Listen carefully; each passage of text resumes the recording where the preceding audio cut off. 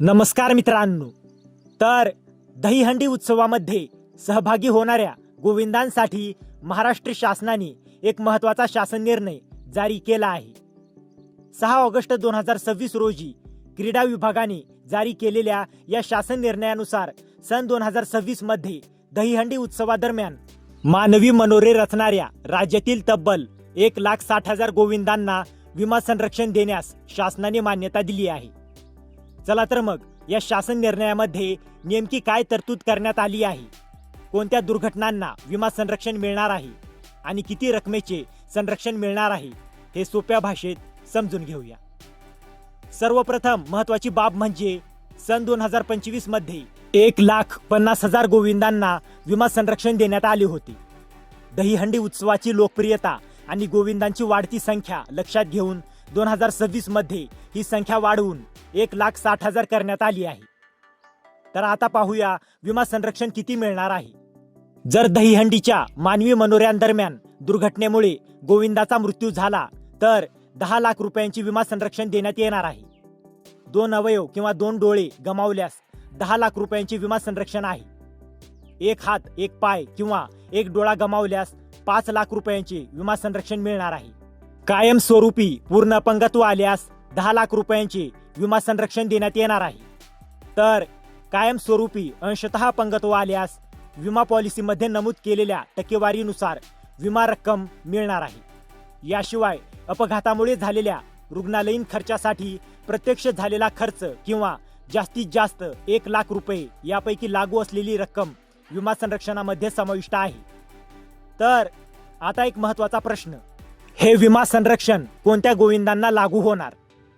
तर महाराष्ट्र राज्यात आयोजित दहीहंडी उत्सवामध्ये मानवी मनोरे रचण्यासाठी प्रत्यक्ष सहभागी असलेल्या आणि दुर्घटनाग्रस्त झालेल्या गोविंदांना हे विमा संरक्षण लागू राहणार आहे.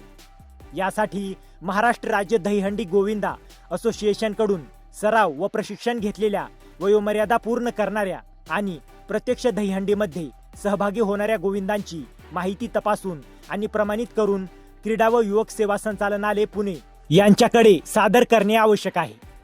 तसेच या विम्याचा कालावधी संबंधित विमा कंपनीसोबत चर्चा करून आयुक्त क्रीडा व युवक सेवा संचालनालय पुणे यांच्याकडून अंतिम निश्चित केला जाणार आहे.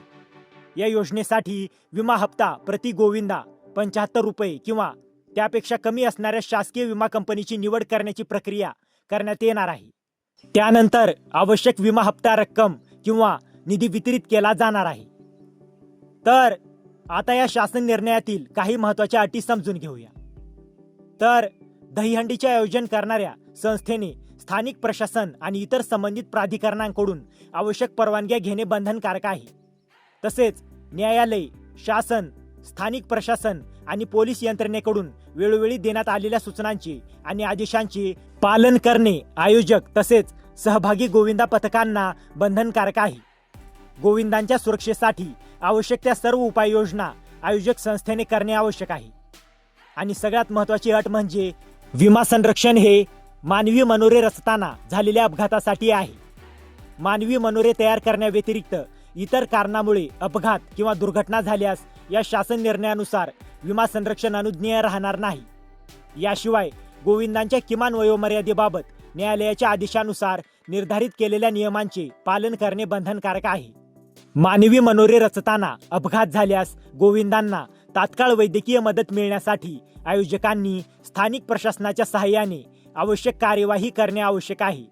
तसेच अपघात झाल्यास त्याची माहिती स्थानिक प्रशासन, संबंधित पोलीस यंत्रणा आणि महाराष्ट्र राज्य दहीहंडी गोविंदा असोसिएशनकडे तात्काळ सादर करणे आवश्यक आहे. आणखी एक महत्त्वाची बाब म्हणजे मानवी मनोरे रचण्याच्या प्रकाराला साहसी खेळाचा दर्जा देण्यात आलेला आहे. त्यामुळे या खेळासाठी नियम, अटी, स्पर्धा पद्धती आणि आयोजनाबाबत विस्तृत नियमावली तयार करण्याची तरतूद करण्यात आली आहे. या योजनेचा खर्च राज्य क्रीडा विकास निधीतून भागवण्यात येणार आहे. तर मित्रांनो, थोडक्यात सांगायचे झाले तर सन 2026 मध्ये दहीहंडी उत्सवादरम्यान मानवी मनोरे रचणाऱ्या 1,60,000 गोविंदांना विमा संरक्षण देण्यास महाराष्ट्र शासनाने मान्यता दिली आहे. मृत्यू किंवा कायमस्वरूपी पूर्ण अपंगत्वासाठी 10 लाख रुपये, 1 हात, 1 पाय किंवा 1 डोळा गमावल्यास 5 लाख रुपये आणि अपघातामुळे रुग्णालयीन खर्चासाठी जास्तीत जास्त 1 लाख रुपयांपर्यंतचे संरक्षण या शासन निर्णयात नमूद करण्यात आले आहे.